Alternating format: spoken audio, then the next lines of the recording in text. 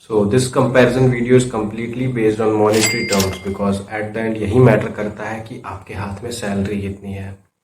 अगर आपके पास अच्छी सैलरी है तो आप कोई भी कोर्स करो, अच्छा ही है वो। So hello guys, welcome to my channel. This is Himanshu and let me tell you that this video can save your 4 years and also prevent you from choosing the wrong course. So let's begin with the comparison of BPT versus BSc Nursing. तो let's start with BPT. BPT ये 4 years का course है और NEET से direct admission इसमें आपको नहीं मिल लेता है। अगर आपको इसमें एडमिशन लेना है एक्सेप्ट इन महाराष्ट्र जिसमें आपको डायरेक्ट नीट से एडमिशन मिलता है, नहीं तो आपको हर स्टेट की अपनी एग्जाम होती है, वही दे के ही बीपीटी में एडमिशन मिलता है।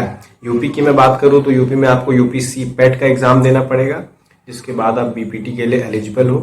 एंड बीपीटी यानी कि बैचलर ऑफ फिजियोथेरेपिस्ट, तो इसमें अच्छी बात यह है कि आप अपने नाम के आगे डॉक्टर लगा सकते हैं। हाँ, पर ब्रैकेट में आपको पीटी लिखना पड़ेगा यानी कि फिजियोथेरेपिस्ट, पर कहलाएंगे आप डॉक्टर ही। तो ये इसमें एक अच्छी बात है कि आप अपने नाम के आगे डॉक्टर लगा सकते हैं। और बीपीटी का बेसिकली वर्क होता है टू हील द पेशेंट्स। अगर किसी को इंजरी आ गई है, मोच है, स्प्रेन है, बैक पेन, एंकल, तो वो सब आपका हील करने का काम होता है। अगर बात किया जाए तो बीपीटी करने के बाद आप सैलरी जो है अपनी एक्सपेक्ट कर सकते हैं, या तो आप गवर्नमेंट जॉब करें या तो प्राइवेट। गवर्नमेंट की वैकेंसीज बहुत कम आती हैं।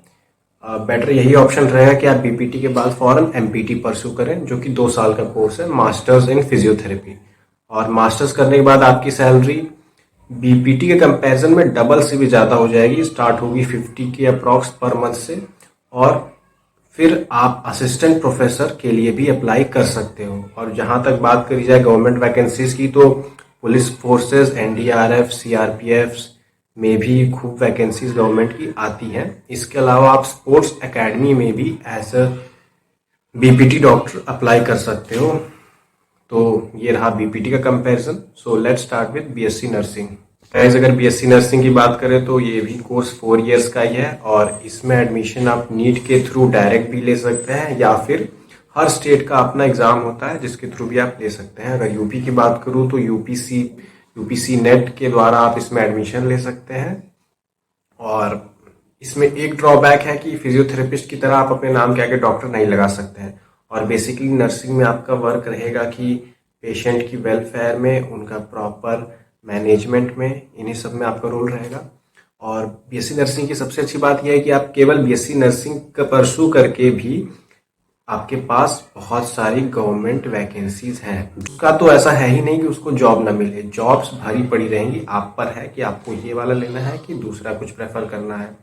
और गवर्नमेंट वैकेंसीज की बात करूं तो केवल बीएससी नर्सिंग करके ही आप प्राइवेट में 10 to 20 के तक कमा सकते हो। और अगर गवर्नमेंट में आप एग्जाम देते हो, आपका क्लियर हो जाता है, तो फिर आपकी सैलरी 50 के, 70, 80 के तक रेंज करती है, जो कि और अच्छे हॉस्पिटल्स में 1 लाख तक जाती है। एम्स, पीजीआई की बात करूं तो एम्स में अगर आपको जाना है तो एम्स नॉर्सेट का एग्जाम देना पड़ेगा।